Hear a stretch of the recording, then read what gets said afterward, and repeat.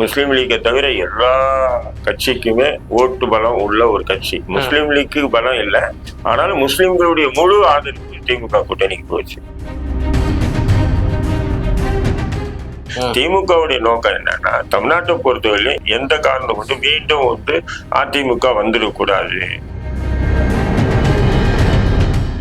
இப்ப துண்டு போட்டு வந்துட்டாரு. யாருக்கு ஐயா? யாருக்கு? சந்திரபாபு நாயுடு மூலியமா ஒரு துண்டை போட்டு வந்துட்டாரு. திமுகவை பொறுத்த மட்டும் அதிமுகவை நாங்கள் ஆதரிப்போமே தவிர பாரதிய ஜனதா கட்சியை ஒரு காலம் ஆதரிக்க மாட்டோம். அதிமுக ஆதரிப்பீங்களா? பிஜேபி நம்ம ரத்தத்துல ஊர்னது எதிர்ப்புன்றது. அவங்க இனியும் அவங்க என்னதான் நாடகம் நடிச்சு அவங்களுக்கு ஆதரவா நாங்க செயல்படுறோம் அப்படி இப்படின்னு சொன்னாலும் இந்த ஜென்மத்துல இந்த இஸ்லாமிய சமூகம் பிஜேபியை ஏத்துக்க. விஜய் செத்தாருன்னா நான் சொல்றேன், எழுதி வச்சீங்க. நிச்சயம் இப்போ நாம் தமிழ் கட்சி வாங்கி இருக்கக்கூடிய ஓட்டு சதவீதம் இன்னும் குறையும்.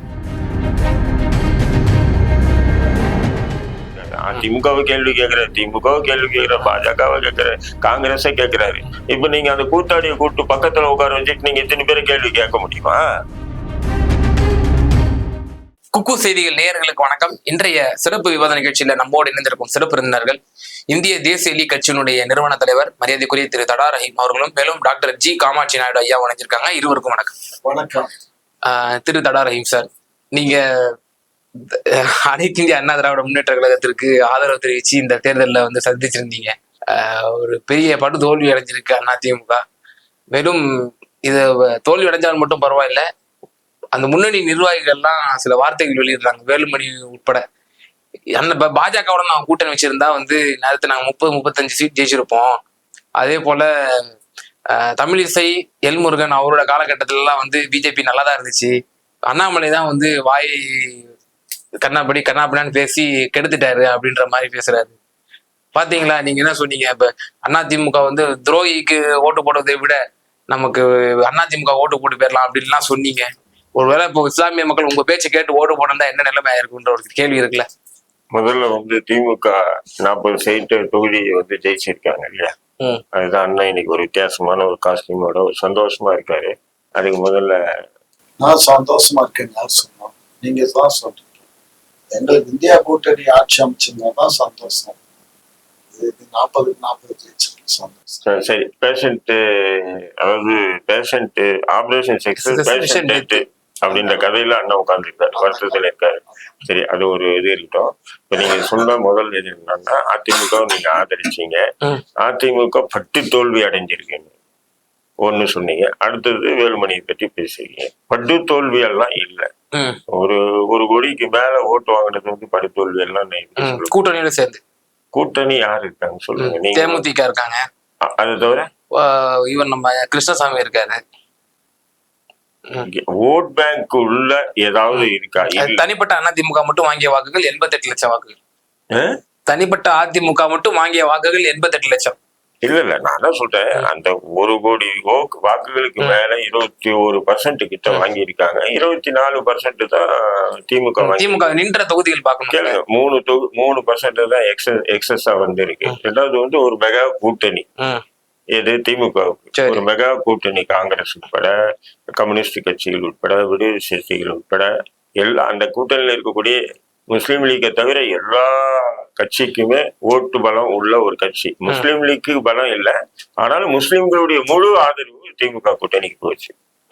பள்ளிவாசல்கள்ல கூட பயான்கள் பண்ணி உங்களுக்கு தெரியும், திமுக ஓட்டு போடுங்கன்னு சொல்லி ஒட்டுமொத்த ஒரு அப்பட்டமா யாரும் அப்படி சொல்லலையே திமுக ஓட்டு போடுங்கன்ட்டு சொன்னாங்களா? நான் சொல்றேன், உலமா சபை தலைவரே அறிக்கை வெளியிட்டாரு. அதுக்கப்புறம் உலமாக்கள் அது பிரச்சாரம் பண்ண மாட்டாங்கன்னா பண்ணிருக்காங்க, நிறைய உலமாக்கள் பண்ணிருக்காங்க. அது எல்லாருமே ஓட்டு போட்டாங்கன்னு வச்சுக்கல.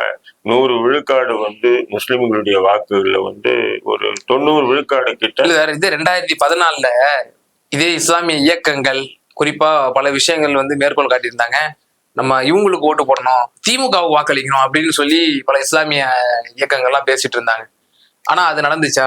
யாருக்கு ஓட்டு போட்டாங்க? அந்த மக்கள் அதிமுகவுக்கு தானே ஓட்டு போட்டாங்க. அப்போ ஒரு பேச்சு ஓடிச்சுல, ஜெயலலிதா அம்மையார் ஜெயிக்கக்கூடிய தொகுதிகள்லாம் இந்த பிஜேபிக்கு தான் உதவும் அப்படின்ற ஒரு பேச்சு வந்ததுக்கு அப்புறம் இஸ்லாமிய இயக்கங்கள்லாம் ஸ்டாண்டு மாறினாங்க. ஆனாலும் அந்த சமுதாய மக்கள் திமுக வாக்களிக்கல, அது கேளுங்க. அது ஜெயலலிதாவுடைய பிரச்சாரம் இருக்கு பத்தியா, மோடியா லேடியா பாத்துக்கலாம் வாடா அப்படின்ற அளவுக்கு எல்லாம் பிரச்சாரம் வேற யாருமே தலைவர்கள் பண்ணல. அந்த பிரச்சாரத்தினுடைய எதிரொலி அந்த தலைவர்களோ தன்னுடைய சமுதாயத்தினுடைய தலைவர்களை விட ஜெயலலிதா அவங்க பெரிதா இல்ல அந்த வார்த்தைகள் வந்து மக்களை வந்து கவரிச்சு அதுக்காக 100% ஜெயலலிதாவுக்கு போற 40% இருந்து 50% ஓட்டு போச்சு முஸ்லீம் ஓட்டுல ஒரு 60 லட்சத்துல வந்து 30 லட்சம் ஓட்டுகள் போயிருக்கும் யாருக்கு, அதிமுக. அதனாலதான் அதிமுக அமோக வெற்றி பெற்றது அந்த நேரத்துல. 37 இடங்கள் பெற்று. அது மட்டும் இல்லாம அந்த நேரத்துல அந்த பிஜே தலைமையிலான தமிழ்நாடு தௌஹீத் ஜமாத் வந்து அதிமுகவுக்கு ஆதரவு கொடுத்துச்சு. பிறகு வாபஸ் வாங்கி திமுகவுக்கு கொடுத்தாங்க. இல்லை, நான் உறுதியா அடிச்சு சொல்லுவேன். அதை விட்டுருவாங்க, கவனித்து கொண்டிருப்பாங்க. இல்ல நீங்க ஆதரவு கொடுத்துட்டு அப்படியே விட்டுட்டாங்க அவங்க. வாபஸ் வாங்கினாங்க. இல்ல நான் காமிச்சேனா இப்போ ஆதாரம் உங்ககிட்ட, நாங்கள் வாபஸ் வாங்கி கொள்கிறோம் அப்படின்னு சொல்லி. பிறகு தயாநிதி மாறனை தன்னுடைய தௌஹீத் ஜமாத் மேடையிலேயே அவங்க ஏற்றி பேச வச்சாங்களே, திமுகவுக்கு ஆதரவான கட்சி தான் எங்களுடைய கட்சின்னு சொல்லி. பிறகு திமுகவுக்கு அவங்க ஆதரவு கொடுத்தாங்க. தமிழ்நாடு தௌஹீத் ஜமாத் அறிஞர் பிஜே கொடுத்தாரு. நான் அதை உறுதியா சொல்றேன். நீங்க கடந்த கால வரலாறு பாக்கலாம். 2014 தமிழ்நாடு தௌஹீத் ஜமாத் வந்து ஜெயலலிதாவுக்கு ஆதரிச்சது. அந்த நேரத்துல வந்து என்னையும் வந்து அதிமுக ஆதரிக்க சொல்லி நிறைய பிரஷர். அப்ப நான் சொன்னேன் அதிமுக ஆதரிக்கிறேன், ஆனா சிறைவாசிகள் விடுதலை சம்பந்தமா முதல்வர் வந்து அறிவிக்கணும் அப்படின்னு சொல்லி நானும் அந்த கோரிக்கை வச்சேன். அப்ப வந்து இல்ல தேர்தலுக்கு பிறகு பாக்கலாம், இல்ல முதல்ல அந்த தேர்தல் இதுல வந்து வரணும் அப்படின்றது நான் ஆழமா அழுத்தமா வைக்கும் போது அப்ப வந்து முடியாதுன்னு சொல்லிட்டாங்க. நான் ஆதரிக்க முடியாதுன்னு சொல்லிட்டேன் நான். அப்ப அவங்க என்ன சொன்னாங்கன்னா, இப்போ 40 தொகுதியிலும் பாண்டிச்சேரி உட்பட 40 தொகுதியிலும் அதிமுக தனிச்சு களம் காணுது, மோடியா லேடியான்றதுதான் இந்த வாட்டி ஒரு பிரச்சாரம். அதுலயும் வந்து தௌஹீத் ஜமாத் வந்து எங்களுக்கு முழுக்க ஆதரிக்குது, நீங்களும் ஆதரிக்கணும் அது சொல்லிட்டு பேசினாங்க. அப்ப நான் முடியாதுன்னு சொல்லிட்டேன். அது அப்படியே முடிஞ்சது. ஆனா அந்த தேர்தலில் வந்து ஜெயலலிதா தலைமையிலான அதிமுக மிகப்பெரிய வெற்றியை வந்து தமிழ்நாட்டுல பெற்றது. அதுக்கு காரணம் வந்து என்னன்னு சொன்னீங்கன்னா, அந்த ஒரு மிகப்பெரிய ஒரு பிரச்சாரம், மோடியா லேடியா பாத்துக்கலாம் வாடா அப்படின்ற அளவுக்கு பிரச்சாரங்கள், அது வந்து பெரிய அளவுக்கு வந்து மக்களை வந்து தாக்கத்தை ஏற்படுத்தி. ஒரு 10 ஆண்டுகள் மேல ஒரு சற்று ஒரு ஞாபகம் மாதிரி இருக்கும்னு நினைக்கிறேன். அது இன்னொரு பிரஸ் மீட்டும் போட்டு அறிஞர் பிஜேவும் அவருடைய அறிஞர் பெருமக்கள்லாம் இருந்து நாங்கள் வாபஸ் வாங்கி கொள்கிறோம் அப்படின்னு சொல்லி பிரஸ் மீட்லயே அவங்க வந்து அறிவிச்சாங்க. ஜெயலலிதா அம்மையார் கொடுத்த அந்த ஆதரவு என்பது வாபஸ் பெறப்பட்டுச்சு. அதாவதுங்க, நீங்க வந்து ஏதோ ஒரு வீடியோ வச்சுட்டு பேசக்கூடாது. நான் சொல்றது, நான் 2014 நாடாளுமன்ற தேர்தலுடைய நிலைப்பாடு தான் நான் சொல்றேன். தனிச்சு நின்ன 40 தொகுதிகள் தனிச்சு நின்னாங்க. அப்போதான் நான் இதை சொல்றேன். அப்பதான் நானும் சொல்றேன். தனிச்சு எந்த வருடம் எனக்கு சரியா 2014 மோடி அப்பதான் முதல்ல ஆட்சிக்கு வர்றாரு. அது வந்து அந்த நேரத்துல வந்து அவங்க ஆதரிச்சாங்க, அவ்வளவுதான். அதுக்கு பிறகு வந்து அவங்க தௌஹீத் ஜமாத் என்ன அறிக்கை கொடுத்தது, ஏது அறிக்கை கொடுத்தது, நம்ம அவனுங்க பேச்சுக்கே நான் போக மாட்டேன். எப்பவுமே உங்களுக்கு தெரியும், பிஜே இருக்கிற இல்லையா, அவங்களுடைய அந்த அறிக்கை கூட நான் பார்க்க மாட்டேன். அது கூட அந்த தரப்புல இருந்து அதிமுக தரப்புல இருந்து சொன்ன விஷயங்கள் எங்களுக்கு ஆதரவு கொடுத்தாங்கிறது உண்மை. கேளுங்க, ஆதரவு கொடுத்திருக்காங்க, நீங்க எங்களுக்கு ஆதரவு கொடுங்கன்ற ஒரு கேள்வி வைக்கும் போதுதான் நான் அதை சொல்லிட்டு வருகிறேன். அந்த தேர்தலில் வந்து முஸ்லிம்களுடைய வாக்கு வந்து போச்சு, அதெல்லாம் வேற விஷயம். இப்போ வந்து இப்ப பாருங்க, நம்ம நீங்க கேட்ட கேள்வி திசை மாறி போகுது. அதனால ஒவ்வொரு தேர்தலிலும் ஏற்றம் இறக்கம் வந்து இயற்கையானதுதான், அது எந்த மாற்று கருத்தும் இல்லை. தொடர் தோல்வியில தானே இருக்காரு. கேளுங்க, நீங்க அவசரப்படாதீங்க. தொடர் தோல்விதான் சொன்னா பாஜக வந்து அதிமுகவை எப்படி நினைக்குதுன்னு சொன்னீங்கன்னா, மொத்தமா அதிமுக என்ற அந்த கோட்டையே அழிச்சாதான் நம்ம பாஜக என்ற கோட்டை தமிழ்நாட்டுல போட முடியும்ன்றது பாஜகவினுடைய திட்டம். அதை அதிமுகவை அழிக்கிறதுக்கு உண்டான வேலைகளை செய்யும் போதுதான் எடப்பாடி வந்து அதை உணர்ந்துகிட்டு இப்ப அதிமுக கூட்டணியில இருந்து அவரை பாஜகவை விலகிட்டு தன்னிச்சா நிக்கிறாங்க அவங்க. புரியுதுங்களா? திமுகவுடைய நோக்கம் என்னன்னா, தமிழ்நாட்டை பொறுத்தவரையிலும் அதாவது எந்த காரணம் கொண்டு மீண்டும் வந்து அதிமுக வந்துடக்கூடாது. அந்த வந்துச்சுன்னு சொன்னா நமக்கு மிகப்பெரிய பின்னடைவா வரும் ஒவ்வொரு காலகட்டத்திலையும். ஏன்னு சொன்னா திமுகவை கடந்த 25 வருஷமா நீங்க பாருங்க, ஓட்டு சதவீதம் கூடவே இல்லை அவங்களுக்கு. அண்ணனும் இருக்காரு, பொய் சொல்ல மாட்டாரு. எப்பவுமே ஓட்டு சதவீதம் பெரிய அளவுக்கு எல்லாம் கூடவே இல்லை. அவங்க எதிர்கட்சி கடந்த 2019 ஆமா, ஓட்டு சதவீதம் பெரிய அளவுக்கு எல்லாம் அவங்களுக்கு கூட இல்லை. அவங்களுடைய ஓட்டு சதவீதம் என்ன இருக்கோ அது அப்படியேதான் இருக்கு. ஏறவே இல்லை இறங்கவும் இல்லை ரொம்ப, புரியுங்களா உங்களுக்கு? இறங்கியோனா இருக்கு ஒவ்வொரு தேர்தலும் சில நேரங்கள்ல. ஆனா பெரிய அளவுக்கு மாற்றம்லாம் ஏற்பட்டது இல்லை. அதிமுகவுடைய ஓட்டு வங்கியில ஒவ்வொரு காலகட்டம் ஏறி இருக்கு இறங்கி இல்ல இயல்பாவே திமுக விட அதிமுகவுக்கு ஓட்டு வலிமை ஜாஸ்தி. அதான் சொல்லுவாங்க. அப்போ அந்த அதிமுக வந்து தமிழ்நாட்டுல வந்து இல்லாம போயிட்டு அந்த இடத்துல பாஜக வந்துச்சுன்னா நம்ம வந்து சாலிடா வந்து பிரச்சாரமே பண்ண தேவையில்ல. ஒடுக்கப்பட்ட தாழ்த்தப்பட்ட சிறுபான்மை மக்களுடைய வாக்குகளை ஈஸியா வாங்கலாம் திமுக வந்து பாக்குது. பாஜக என்ன நினைக்குது, சாதிய இந்துக்கள் தான் வட இந்தியால பாஜகவுக்கு மிகப்பெரிய பலம். இந்திய தமிழ்நாட்டுல வந்து சாதிய இந்துக்கள் வந்து மிகப்பெரிய ஒரு பலமா இருக்குது அதிமுக. அப்ப இந்த அதிமுகவை அழிச்சாதான் தமிழ்நாட்டுல பாஜக வெற்றி பெற முடியுன்றதுக்காக தான் அவங்க முதல்ல வந்து சாதி சங்கங்கள்ல தான் பாஜக கை வச்சு இன்னைக்கு கூட வந்து 11% அப்படின்னு சொல்லிக்கிறாங்களே தவிர அந்த 11% தான் தேவநாதன் யாதவ் தலைமையிலான கட்சியும் அதுல உள்ளடக்கும், பாரிவேந்தர் தலைமையிலான கட்சியும் உள்ளடக்கும், ஏசி சண்முகம் தலைமையிலான கட்சியும் உள்ளடக்கும், ஜான் பாண்டியன் தலைமையிலான கட்சியும் உள்ளடக்கும். அவங்களுடைய அந்த 11% பாஜக வெற்றி பெற்றிருக்குன்னா அவங்க எல்லாமே தாமரை சின்னத்துல நின்னாங்க. இது உண்மையா இல்லையா? இன்னைக்கு பாஜக பெருமையா பேசிக்குது, புரியுங்களா? பாஜகவுக்கு மிகப்பெரிய ஒரு ஓட்டு வங்கி எல்லாம் இந்த தேர்தல்ல பெரிய அளவுக்கு எல்லாம் இல்ல. அவங்க கூட பேசிக்கலாம். ஓரளவுக்கு நோட்டா கட்சி அப்படிலாம் நம்ம சொன்னோம். ஆனா அது ஓரளவு பெர்ஃபார்மன்ஸ் பண்ணிருக்குல்ல. மத்தியில கடந்த 10 ஆண்டுகளா அவங்க ஆட்சியில இருக்காங்க. ஆட்சியில இருந்துகிட்டு இங்க தமிழ்நாட்டுல வந்து அதிகாரத்தை தங்களுடைய கட்டுப்பாட்டுல வச்சுக்கிட்டு இருக்கக்கூடிய அத்தனை செல்வந்தர்களையும் அவங்க வந்து இயக்க வைக்கிறாங்கன்னும் போது இது கூட வாங்கலன்னா அதோட கேவலம் வேற என்ன இருக்கு அவங்களுக்கு? அதிகார பலத்தினால கிடைத்த வேற என்ன இருக்கு? ஒண்ணு இல்ல 0% அந்த அண்ணாமலையை கூட்டு வந்து ஜெட் பிரிவு பாதுகாப்பு கொடுத்துட்டு 10-100 பேரை கூட்டுட்டு தெருவா அலைய விஷயம் எல்லாம் அவங்களால வேற எப்படி செய்ய முடியும்? புரியுதுங்களா உங்களுக்கு? ஜெட் பிரிவு பாதுகாப்பு, ஜெட் பிரிவு யாருக்கு கொடுப்பா பாதுகாப்பு? அவருக்கு என்ன அப்படி ஆபத்து இருக்கு? அவருக்கு என்ன எதிரிகள் இருக்காங்க?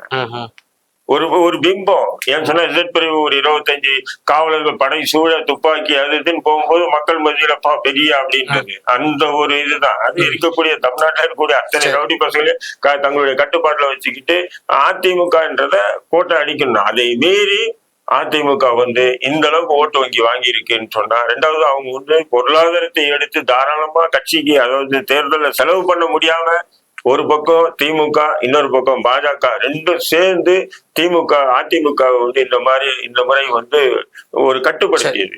அப்போ கட்டுப்படுத்தும் போது அவங்க என்ன பண்ணுவாங்க அப்படி. இன்னொன்னு வேலுமணியுடைய பேச்சு, வேலுமணி கிட்ட பிரஸ்காரங்க கேக்குறாங்க நீங்க இப்படி படுதோல்வி அடைஞ்சீங்கன்னு. அப்ப சொல்ல படுதோல்வி இல்ல, நாங்களும் கூட்டணி தான் இதோட பெருசா ஜெயிச்சிருப்போம். எப்படி நாங்களும் கூட்டணி தான் ஜெயிச்சிருப்போம். ஏன் அந்த இடத்துல திமுக இருந்தா அந்த வார்த்தை சொல்லியிருக்குமா? அந்த இடத்துல திமுக இருந்தா நாங்க பிஜேபியோட வச்சிருந்தனா நேரத்துக்கு 99 வைக்கலையா திமுக? அது ஒரு வரலாற்று பிழை நடந்துருச்சு. அந்த பிழை திரு மு.க. ஸ்டாலின் அவர்களும் செய்வாருன்னு சொல்லி அதை நம்ம சொல்ல முடியாது. பொறுத்திருங்க. இந்த 5 ஆண்டுகள் இருக்கு. 5 ஆண்டுகள் மைனாரிட்டி பாஜக ஆட்சிக்கு வந்து எந்த நேரத்திலும் எக்காலத்திலும் திமுக என்னவோட உதவத்துக்கு வாய்ப்புகள் இருக்கலாம். நீங்களும் வலதுசாரிகள் கூட சொல்ல முற்பட. ஆனா திரு தடாரஹிம் சார் சொல்றாரு இல்ல நீங்களும் பாப்பீங்க, நானும் பாப்பேன், அண்ணனும் இங்க உட்கார்ந்துட்டு சண்டை போடதான் போறோம்.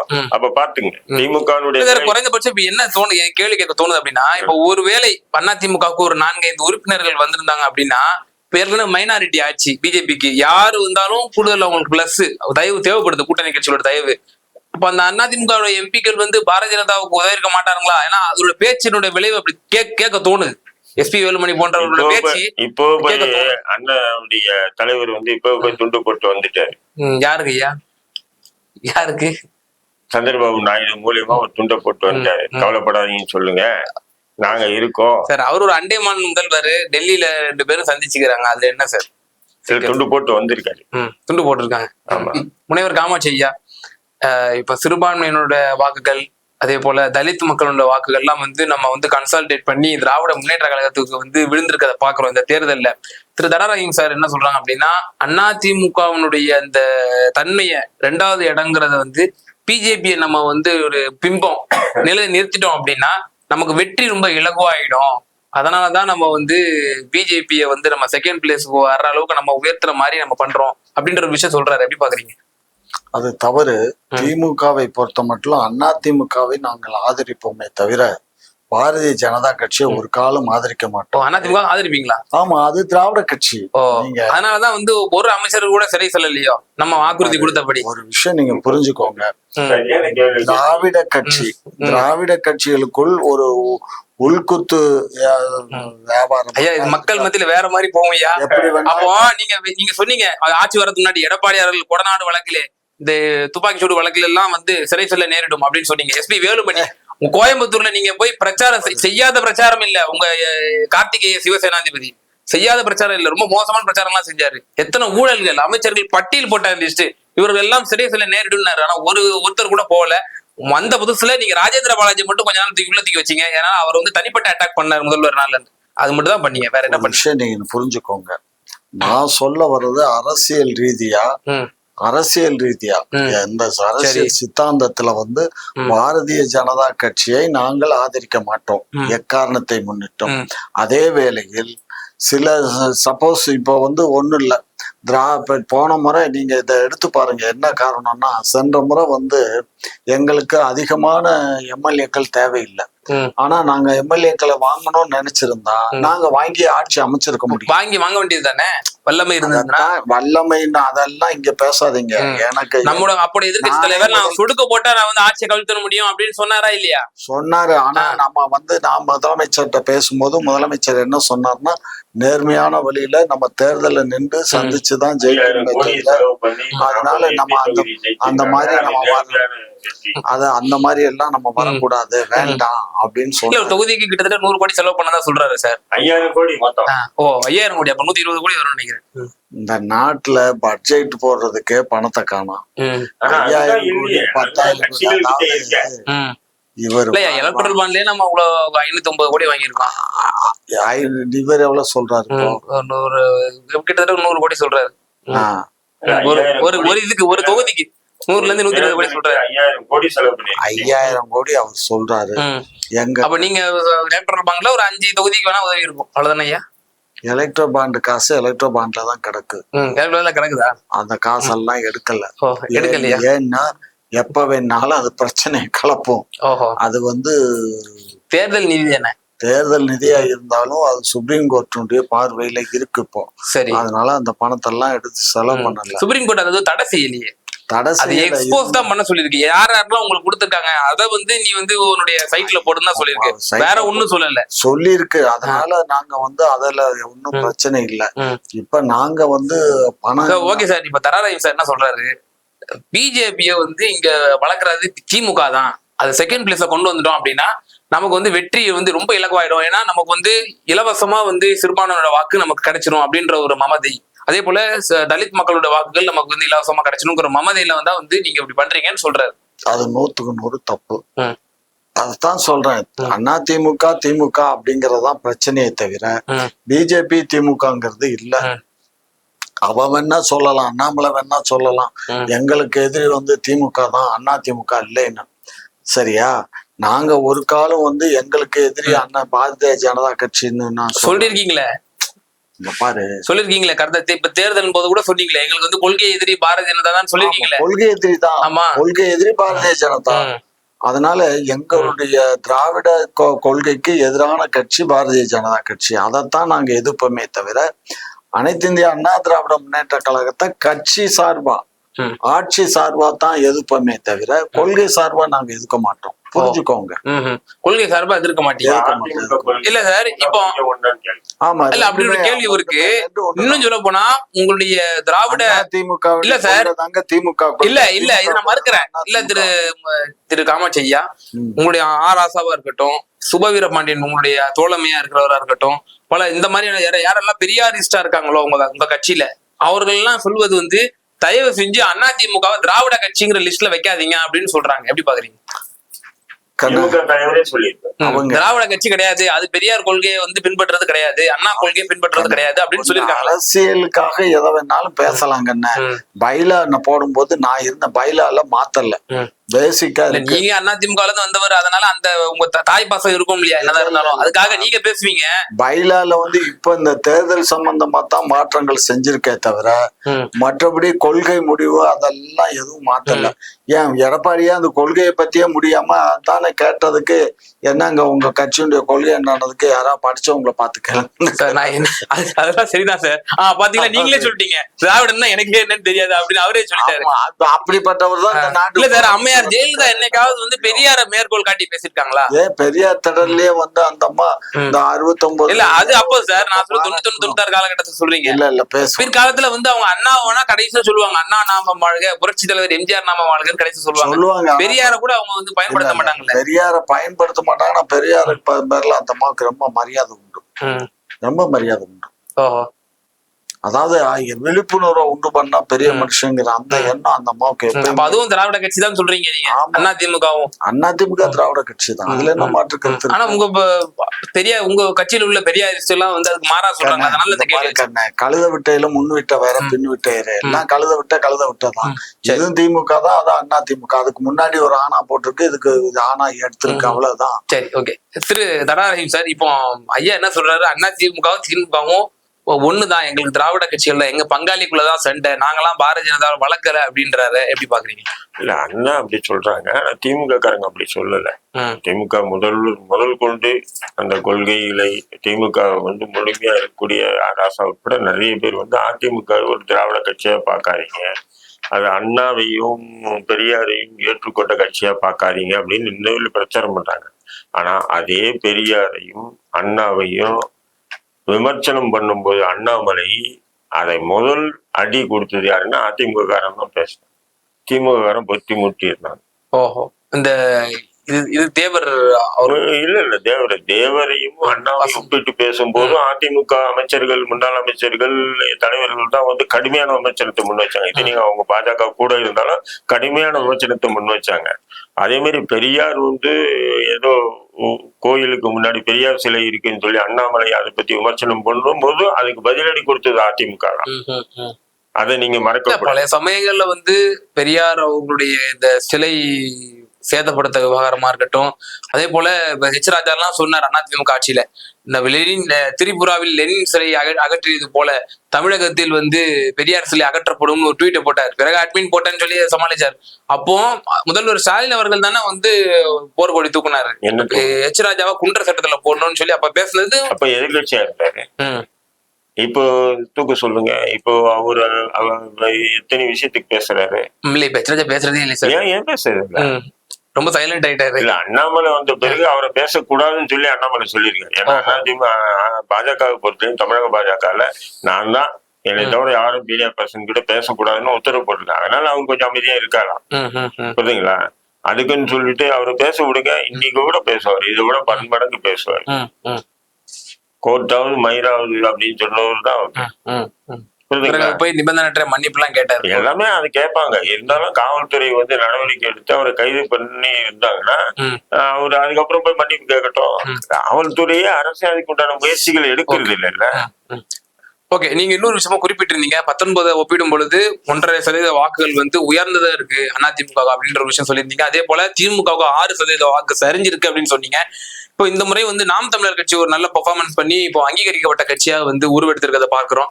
எப்படி பாக்குறீங்க? அந்த 6% வாக்குகள் வந்து இந்த ஆட்சிக்கு எதிரான இந்த மனோநிலையான அந்த வாக்கு வந்து யாருக்கு போயிருக்கு? குறிப்பா கணிசமா பாரதிய ஜனதாவிற்கும் நாம் தமிழர் கட்சிக்கு தான் போயிருக்கு. நீங்க பாக்குறீங்களா? நாம் தமிழர் கட்சி வந்து நான் ஆரம்பத்துல நான் சொல்லிட்டு வரேன், அவங்ககிட்ட வந்து நீங்க வந்து சின்னத்தை பறிச்சாலும் சரி, பேர் நாம் தமிழர் கட்சின்ற பேரை பறிச்சாலும் சரி, சீமான் அப்படின்றது ஒரு இது உருவாயிடுச்சு, ஒரு ஐக்கான் உருவாயிடுச்சு தமிழ் அந்த கட்சிக்கு. அப்படின்னும் போது நிச்சயம் அவங்க ஓட்டு வந்து 10% மேல வாங்குவோன்னு நான் எதிர்பார்த்தேன். ஏன்னா அது வந்து நிச்சயம் வந்து மக்கள் மத்தியில நல்லா இதுவா இருக்கு அப்படின்னு சொல்லி நான் தொடர்ந்து பேசிட்டு தான் வரேன். அது எந்த மாற்றம் கருத்துல. அதனால அவங்க வந்து எனக்கு பெருசா தெரியல. அவங்க இத்தனைக்கும் ஐயா என்ன சொல்றாரு, 2026 வேணா பாருங்க, நாங்கள் வந்து மீண்டும் ஆட்சி அமைப்போம், எதிர்கட்சி தலைவராக செந்தமிழன் சீமான் இருப்பார் அப்படின்னு சொல்லி ஐயா பலமுறை சொல்லிட்டாரு. இந்த 2 தினங்களுக்கு முன்னாடி ஐயா மீண்டும் அதை வந்து ஊர்ஜிதப்படுத்தி ஐயா வந்து திடீர்னு நாம் தமிழர் ஆதரிப்பார், திடீர்னு நாம் தமிழரை கடுமையா எதிர்ப்பார். அவரு எதிரியும் அவரே, நண்பனும் அவரே அப்படின்ற ஒரு நிலைப்பாடு எடுப்பார் அவரு. அதை நம்ம வந்து பெருசா எடுக்க போகாது. நம்ம கடந்து போவோம். நிச்சயம் நாம் தமிழர் கட்சி வந்து அடுத்த தேர்தல்ல வந்து அவங்க வந்து இப்ப இருக்கிற மாதிரி அந்த தன்னிச்சு நான் தனியா அப்படின்னு சொல்லும் போது கூட்டணின்னும் போது இப்போ இருக்கக்கூடிய இரண்டாம் நிலை கட்சிகளை வந்து கூட்டணியில சேர்த்தாங்கன்னா நிச்சயம் நாம் தமிழர் கட்சிக்கு இன்னும் ஒரு பலத்தை கூடும். இப்போ உதாரணத்துக்கு எடுத்தீங்கன்னா வேல்முருகன் இருக்காப்புல, அவரும் தமிழ் தேசிய சித்தாந்தம் சீமானுக்கு முன்னாடி இருந்து தமிழ் தேசிய சித்தாந்தத்தை தமிழ் கூட விஜய் சேர்த்துக்க தயாரா இருக்கேன் அப்படின்றாரு சார். அதான் பிரச்சனையா இருக்கு.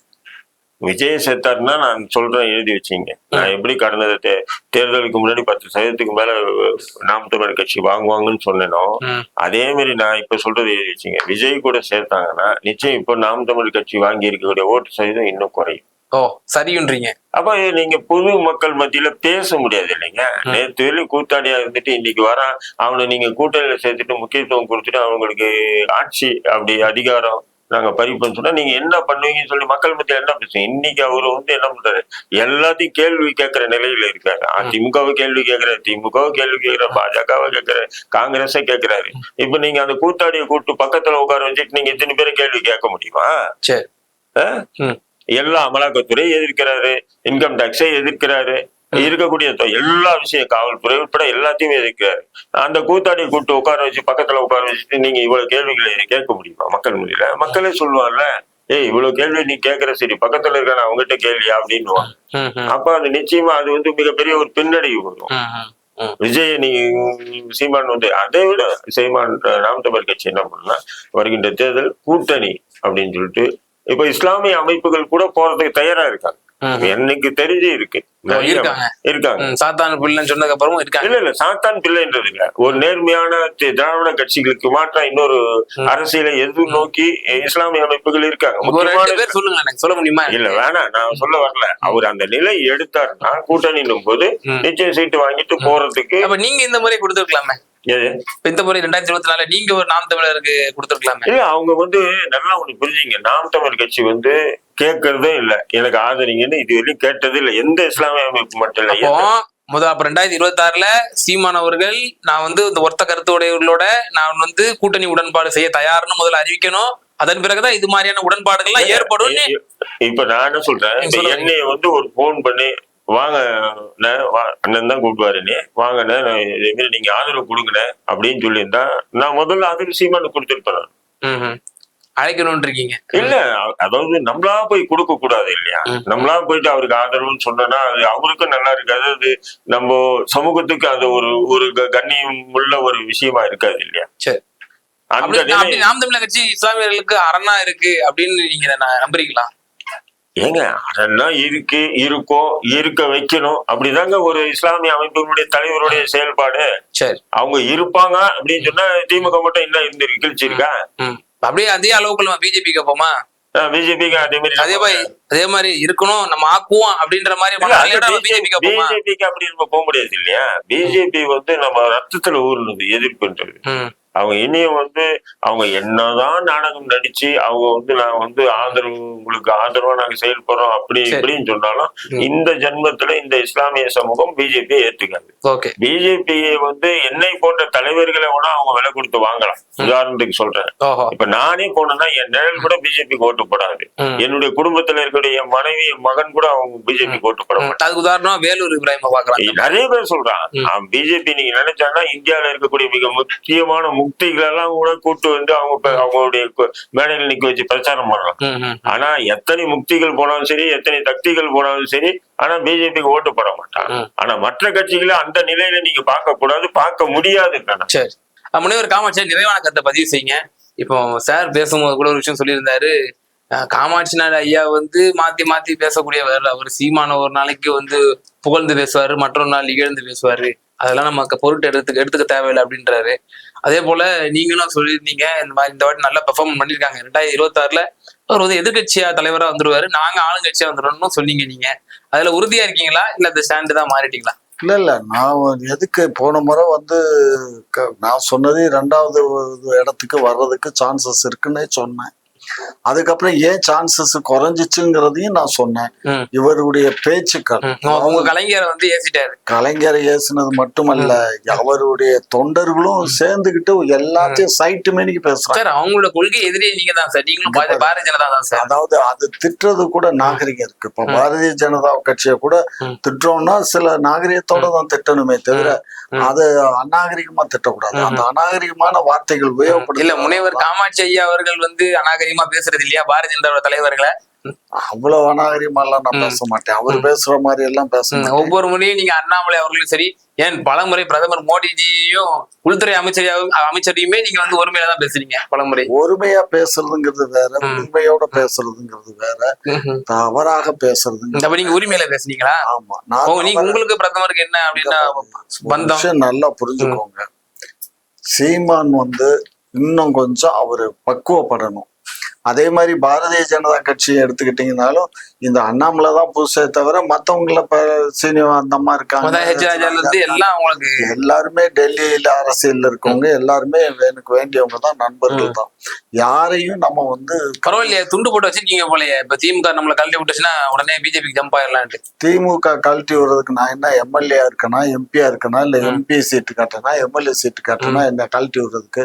நான் என்ன அடிமட்ட தொண்டனா உட்கார்ந்துட்டு இருக்கேன். எனக்கும் அதுக்கு என்ன இருக்கு? ஏன்னா நான் என்னுடைய ஓட்டு பதிவு பண்றேன். என்னுடைய திமுக உங்களை அங்கீகரிக்க தவறிடுச்சோ? எங்க சமுதாய ஓட்டு இன்னைக்கு பாரதிய ஜனதா கட்சிக்கு போக இல்லை.